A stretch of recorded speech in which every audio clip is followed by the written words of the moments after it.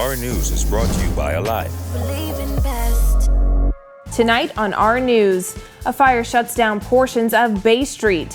How the suspension of flights between Canada and the Caribbean is expected to impact the Bahamas. Plus, why Arawak Cay vendors are pushing for a 6 p.m. fish fry curfew.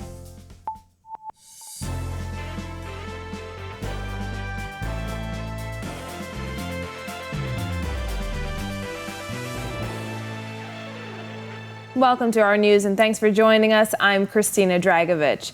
Topping news tonight, an abandoned building on Bay Street was engulfed in flames this afternoon, shutting down a portion of downtown Nassau and destroying several vehicles. Stunned pedestrians looked on as firefighters battled the blaze. An investigation has now been launched to determine the cause.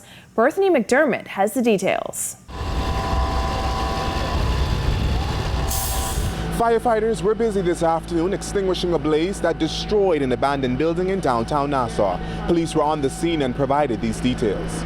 Sometime around 3:26 p.m. on Friday, 29th of January 2001, the fire department received a call of a building fire, Bay Street.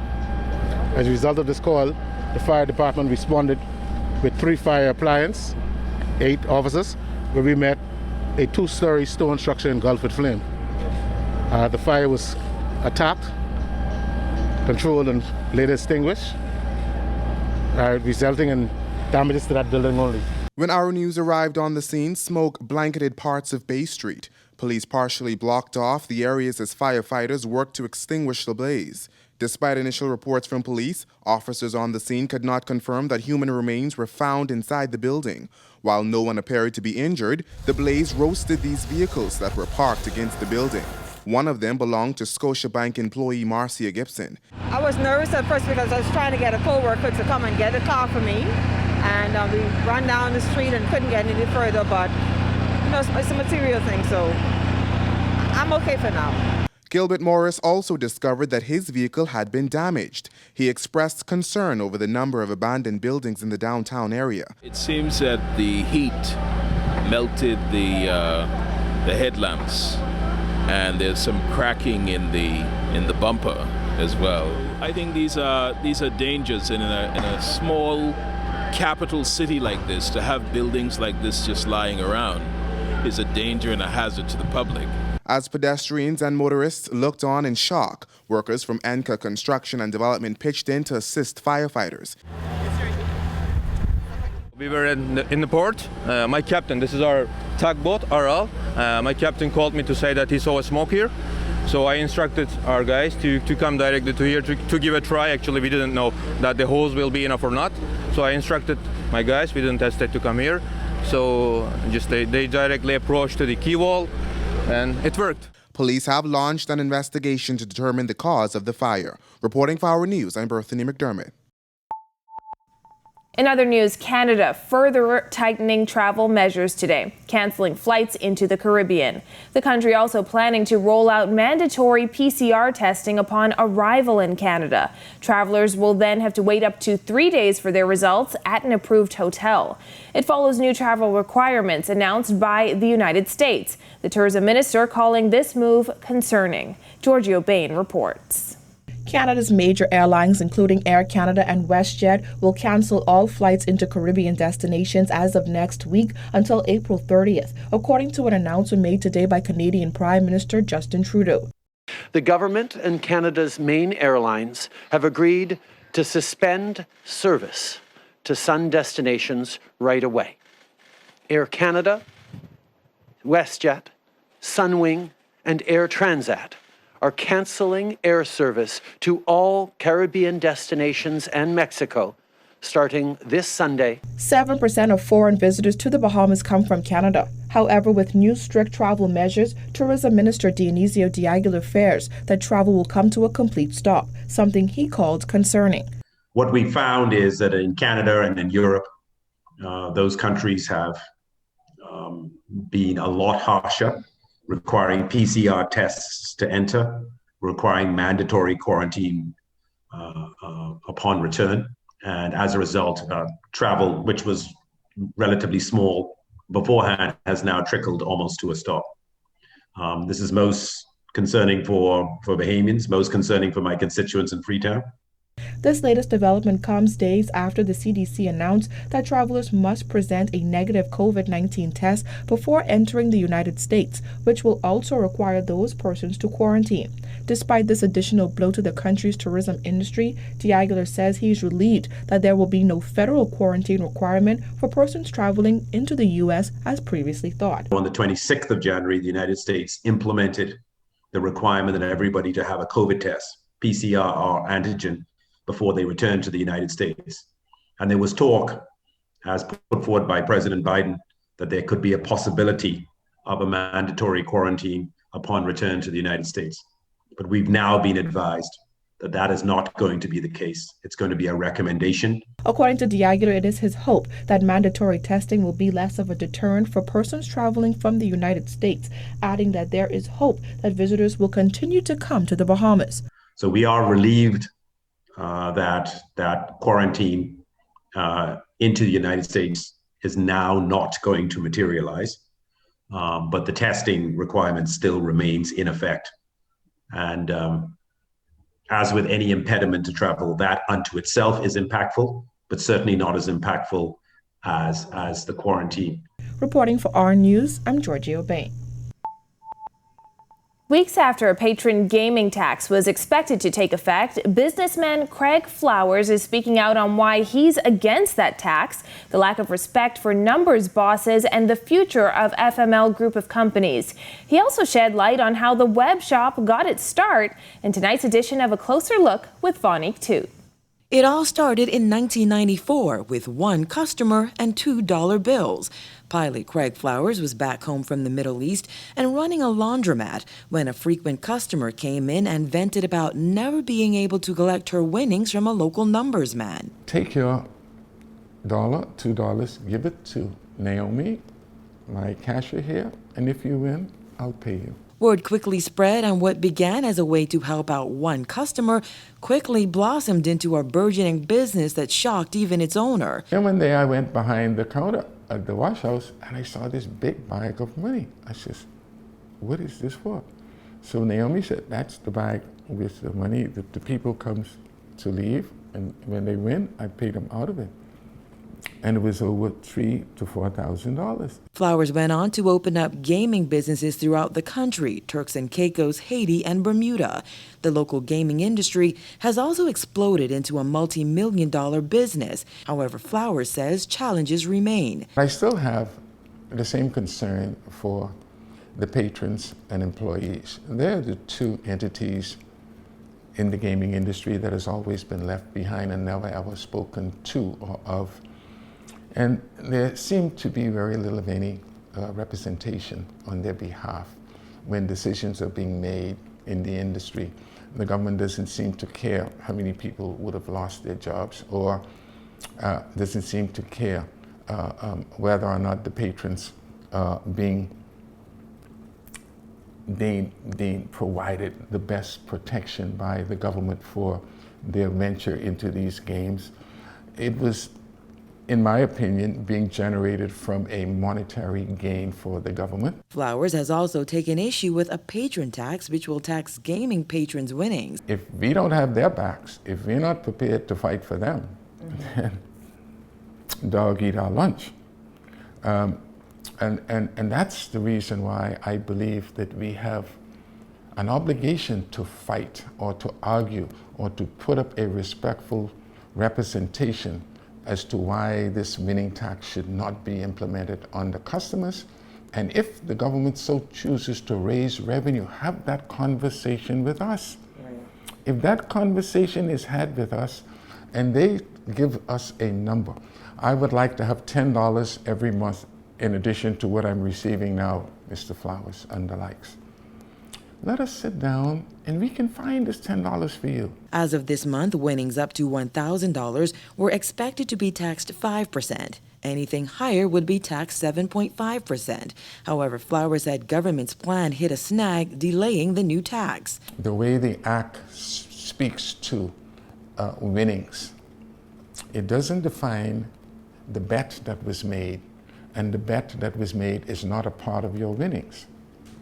Therefore, when I pay a customer the so-called winnings from their stake, the tax that has been calculated in our system is inclusive of your bet. And therefore, the government or the system is taking a part of your money that is not a part of your winnings. And the government should only tax your winnings and not a part of your stake. So in the system, there is a technical glitch. As for the way forward for FML, Flowers says he's ready to move on. I want to sever ties with this gaming and go and look for something else. So what does that mean for FML, though? Well, FML will be the decision of my kids. I see myself wrapping up here. I have the same eerie feeling that I had before leaving Libya, that I think my work here and my time here is finishing, wrapping up, to be able to say that I came home. My dad is gone, my eldest brother is gone, I'm just here with my youngest brother. I think that there's a lot more things out there for me to do. Reporting for our News, I'm Vonique Toot. In other news, the Sunday night crowds at Arawak Cay have become too much for vendors to handle, according to the association president, who's now calling on the Prime Minister to impose a 6 p.m. Sunday shutdown. Jillian Gray has that. The situation has gotten out of hand at Arawak Cay, according to Vendors Association President Rodney Russell, who said they can't deal with the belligerent crowds of people who refuse to follow COVID safety protocols. Russell is now petitioning the Prime Minister to impose a mandatory 6 p.m. shutdown of the popular cultural hangout on Sundays for a period of 16 weeks. They would continue to fine us, but it is the crowd that we cannot control. We cannot control these people. And some of these people are belligerent. We have vendors who are belligerent.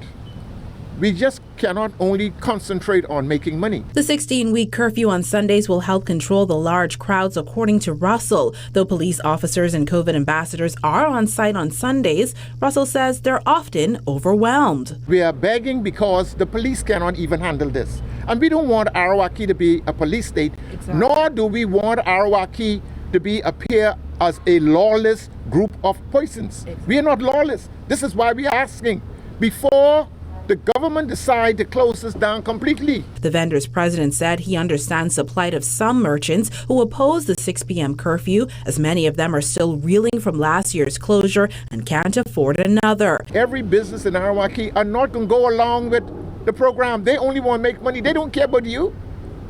We care for you. Now, the association said they've not written the Prime Minister just yet about this request, but that's strategic, as they say last year dozens of their letters went unanswered. They're hoping that through the media, as well as all parties involved, the Prime Minister will get the word and give a swift response. Reporting for our News, I'm Jillian Gray. Thanks, Jillian. Temperatures around the mid-60s. Greg Thompson is in the Weather Center with the details. Thanks, Christina. I'm meteorologist Greg Thompson with your first look at weather. Cooler conditions this morning. We woke up to some upper 50s to low 60s across the island chain. We're right now into the low 70s, 72 outside our studios. Partly cloudy skies. The breeze is still out there. Northeast winds at 11 knots. Feels like temperature into the upper 60s. Satellite view, lots of clouds across the area, courtesy of a high pressure system that's out there in the Atlantic, bringing some of that moisture across our area and picking up across the Atlantic. We will continue to see those clouds continuing through the rest of the evening. That's your first look at weather. Your extended forecast is still to come. When our news returns, the driver in that fatal Christmas Day accident fined. Plus, a PLP senator accuses government of wielding emergency powers like the boogeyman. The details after this. Welcome to our news and thanks for joining us. Topping news tonight. COVID-19 remains a serious threat. Coronavirus COVID-19 has disrupted our economy, tourism industry, educational system, and put our healthcare facilities and professionals on high alert. Are you prepared? Do you have all the facts? Stay tuned to this network for the very latest news and information on this global pandemic.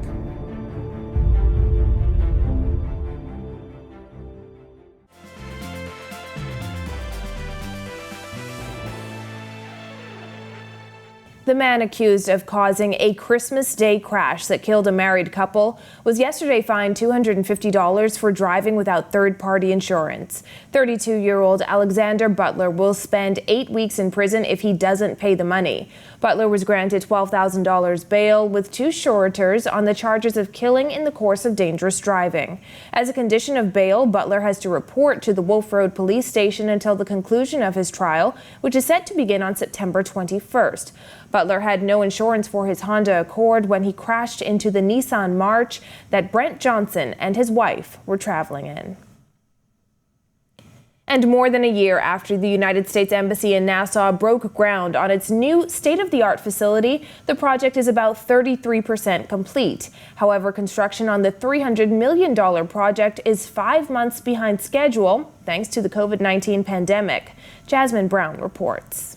Construction of the new U.S. Embassy compound has not gone unscathed by the COVID-19 pandemic, according to project director Steven Ziegenfuss, who told our news team today that they are a few months behind. We're looking for a completion date of probably September of 2023. And the reason for that is because obviously our biggest impact has been COVID, and the COVID pandemic is still going on. So we don't know what the future is going to bring for us. Ziegenfuss also admitted that even the September 2023 date could change given the uncertainty surrounding the ongoing pandemic as well as other factors. You know, there's other impacts in the Bahamas that may delay the construction, and that's obviously hurricanes.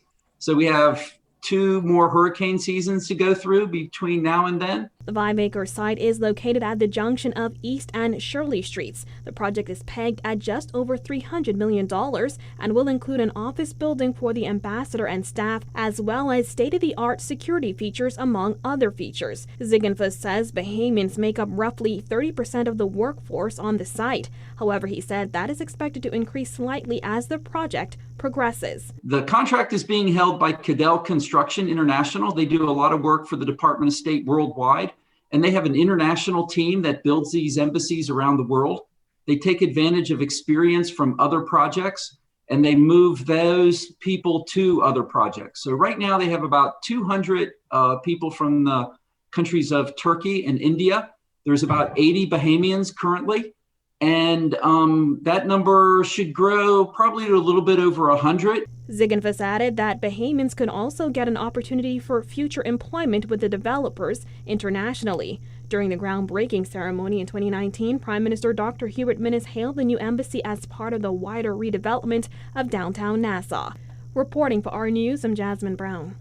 Well, Progressive Liberal Party Senator Dr. Michael Darville says the COVID-19 emergency powers have become the Bahamian boogeyman. Darville telling senators Thursday that he believes the Minnis administration is using the orders to keep Bahamians in line, not only for the pandemic, but also for other reasons, like clamping down on crime and getting a head start on election campaigning. The government, in my opinion, has used these powers to cover over the deficiencies in their governance. I've seen it. I've watched it. It is being used, in my opinion, for crime fighting, despite what the Minister of National Security tried to convince us of. These emergency powers are being used to give the Free National Movement, and this is my opinion, and a lot of people believe it, the upper hand for political campaigning. The Bahamas is nearly 1 year into a state of emergency as a result of the COVID pandemic. Darville says as far as he's concerned, the Minnis administration has not proven why there should be an extension of the state of emergency for another 4 months. What a bunch of hogwash. But the devil is a liar, Madam President. The devil is a liar. And during my movement from place to place and speaking to Bahamians, we can see straight through this dense smoke screen put on by this administration. There's more news coming up, but first, your RF Market Watch. It's now time for tonight's Financial Market Minute, brought to you by Cable Bahamas Business Solutions, the experts for all your business needs.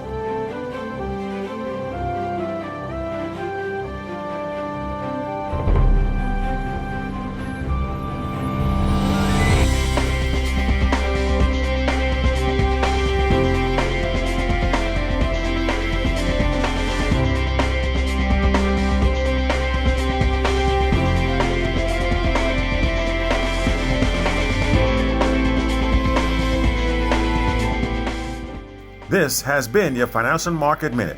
Cable Bahamas Business Solutions, giving you trusted solutions that work for you and your business. Contact us today.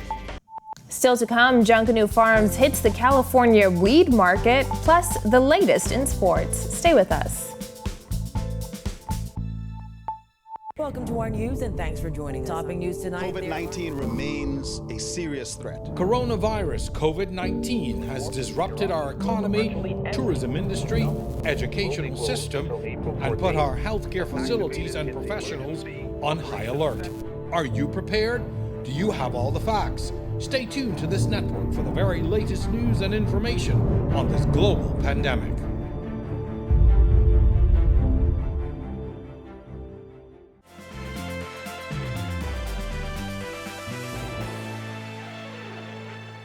This is our news. Welcome back.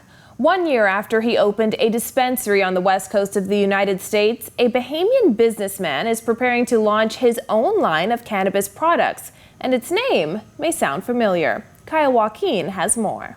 It is as Bahamian as it gets. Junkanoo Farms and Clutch, a new line of cannabis products, is set to hit the shelves in California next month. The brainchild of Bahamians, the first few products to be sold will be the actual flower. We're starting off in flower. Both of these brands will probably branch out to be more of overarching brands where we have multiple SKUs from flower to edibles, all of that stuff there. So those are the two brands that we're going to be rolling out. We first met Elliot Marshall when we flew to California last February for the opening of his store, Liberty. The Grand Bahama native has been in the cannabis business for over a decade, making waves of his own. But with the Bahamas moving towards decriminalizing small amounts of the plant, Marshall hopes to one day be able to expand back home. Yeah, I've been gone from home for a long time, ready to come home and, be able to pass on what I've been doing, try and get as much people involved as possible. Marshall says he thinks the Bahamas can move a bit faster with embracing the benefits of cannabis. From decriminalizing the plant to one day creating a booming industry which Bahamians can own. It's something that we can export, create a lot of jobs for Bahamians, increase the minimum wage. It's a lot of benefits this industry brings. The Clutch and Junkanoo Farms products go on sale at Liberty and Proper RX stores in California on February 1st. For our news, I'm Kyle Joaquin. Commonwealth Brewery Limited has partnered with local winery Bahama Barrels by Grey Cliff, making CBL the sole trade distributor for the Chillin' Red and Chillin' White wines. Senior manager for CBL Wines, Denzel DeVoe, says they are thrilled to be able to sell the wines at 700 wines and spirits retail stores. Bahama Barrels is the brainchild of Paolo Gazzaroli, whose family has been associated with wine since purchasing Grey Cliff in 1973. Chillin' wines are handcrafted by Bahamian winemaker Selena Cartwright, who trained in Italy and is the first Bahamian winemaker. Tonight in sports, the tough loss for the Lady Rebels in college hoops, and DeAndre Ayton picks up a win in the NBA. Marcellus Hall has more. Thanks and welcome to our sports on a Friday, everybody. I'm Marcellus Hall. A weekend upon us, so as we go into the weekend, let's get caught up on how our hoopsters are doing, including collegiate and NBA. First of all, Coach Yolette McPhee-McEwen and her Ole Miss Lady Rebels on the court playing number 20th ranked Tennessee. Let's see how it went down. Yolette McPhee-McEwen and her Ole Miss Lady Rebels taking to the floor last night, going up against 20th ranked University of Tennessee. And let's just say this one would be a battle all the way through. Ole Miss jumping out early, but as has been what's going on with them for the last few games, unable to hold on late. Down the stretch, Tennessee able to come back. They outlast Ole Miss. Final score 68-67. Bahamian Valerie Nesbitt, 21 minutes on the floor. Didn't shoot too well. 2 of 7 shooting on the night. Finished up with 4 points to go along with 4 assists and 2 rebounds. A disappointed Coach Yolette McPhee-McEwen talked about the game afterwards, but says it's a big turnaround from last time the two teams met. Last year that team beat us by 60. We're just a better team. We just got to put it all together. But we are getting close. We are. On to the NBA, where DeAndre Ayton and the Phoenix Suns taking to the floor. They played against the Golden State Warriors. The Suns on a 3-game losing skid, looking to get back on track against a team, the Golden State Warriors, that have been playing pretty well as of late. DeAndre Ayton, nice night for him. Double-double as the young man logging 23 minutes. Shot just 5 of 7, which is pretty good. Taking just 7 shots, but making 5 of them. Also had 13 rebounds on the night. 12 points, 13 rebounds. More importantly, Suns snapping a 3-game losing skid. They defeat the Golden State Warriors 114-93. They improved to 9-8 on the season, 4-4 at home. Next game coming up for the Suns will be tomorrow night when they take on the Dallas Mavericks. And there it is, your check on sports for you on this Friday. Have a great weekend, everybody. See you right back here on Monday. I'm Marcellus Hall. Back to you. Still to come, how the BPSU is hooking up its members during the pandemic. Stay with us. Welcome to our news and thanks for joining us. Topping news tonight. COVID-19 remains a serious threat. Coronavirus COVID-19 has disrupted our economy, tourism industry, educational system, and put our healthcare facilities and professionals on high alert. Are you prepared? Do you have all the facts? Stay tuned to this network for the very latest news and information on this global pandemic.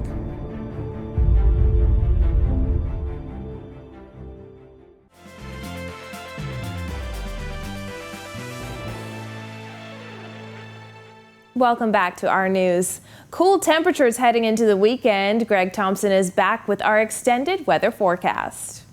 Thanks again, Christina. In our second look at weather, we take a look at our satellite view. High pressure in charge of our weather across the area. That frontal boundary that moved through the capital yesterday is now to the south across Hispaniola. That high pressure will continue to bring some very strong breezes across our area, picking up some of that Atlantic moisture. So you see those clouds out there. Expect that high to move out towards the east eventually by Monday before we see yet another frontal boundary, and cooler temperatures will return by next week. Your boating forecast for all areas tonight through tomorrow. We have an advisory posted for you boaters due to the seas. Winds are out of the northeast to east at 15 to 20 knots. 4 to 6 foot seas near shore, but up to 10 feet offshore and some moderate to large northeasterly swells. Your high tide will be at 8:23 tonight. Here's a look now at your national forecast.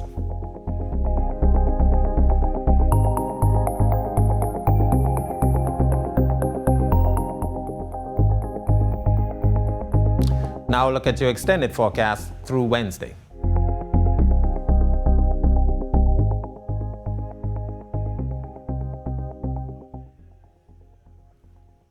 That's a look at our weather. Have a safe night and a great weekend, everybody.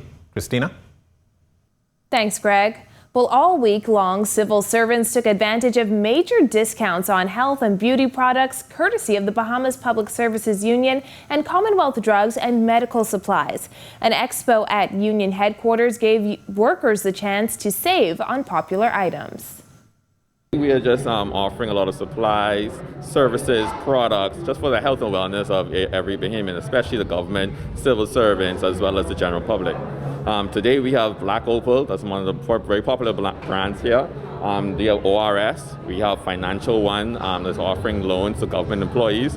We have vitamin C's, we have supplements, we have immune boosters, we have medical supplies, wheelchairs, hand sanitizers, masks, all at discounted pricing. Workers took advantage of blood pressure checks, dental checks, and free makeup tutorials. BPSU President Kimsley Ferguson says he wanted to help workers to maintain health and wellness during tough times. Thank you for joining us for our news tonight. On behalf of the entire team, I'm Christina Dragovich. We'll see you right back here tomorrow night for our news weekend. Have a beautiful evening, Bahamas.